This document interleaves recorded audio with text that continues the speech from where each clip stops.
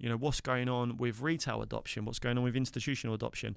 There's so many different factors, so it can always change. But overall, buying in a bear market, I posted here, for now, I'm not really worrying until BTC hits all-time high, okay? That actually was probably the best decision I'd made, because when BTC hit all-time high, many altcoins had actually topped. That's when I will hopefully take some profits off anything that has hit a 10x in returns. And obviously Casper was like 25x, Render was 25x. We'd massively surpassed the target. 10x was my conservative target. So you might hear me say, oh, I just want to make 10x next cycle.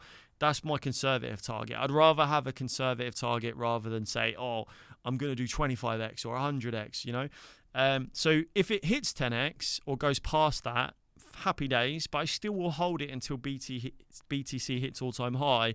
Once crypto hits or BTC hits all-time high, then I'll look to take my first dollar cost average off the table, which is usually 30% or 33% of my portfolio.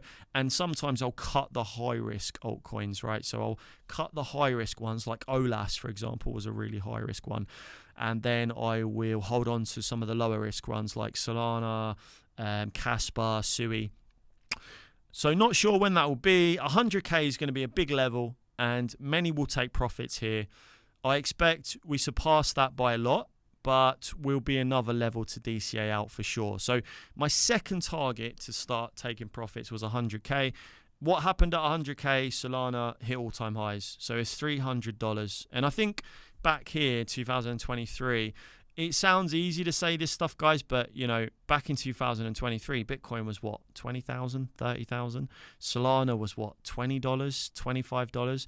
So, we've really, really nailed some of these predictions. And not only nailed them, we stuck to the strategy. We didn't get sucked into this euphoria, into this hope.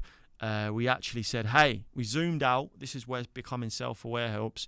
Hey, maybe I'm a bit bullish. The last time we entered these kind of zones, it was near the end of the market and took some off the table. And I do really think that in 6 months, 12 months, we'll be looking back at this thinking, damn, thank God we took some profits. I expect we surpass that by a lot, be another level to DC out. Now, yes, I do suspect that we could potentially push up higher on BTC. We could also top here, right? Nobody knows. If we do go higher, I'll be looking 120, 130, 140, and I'll be looking at all the data, of course, for a correction.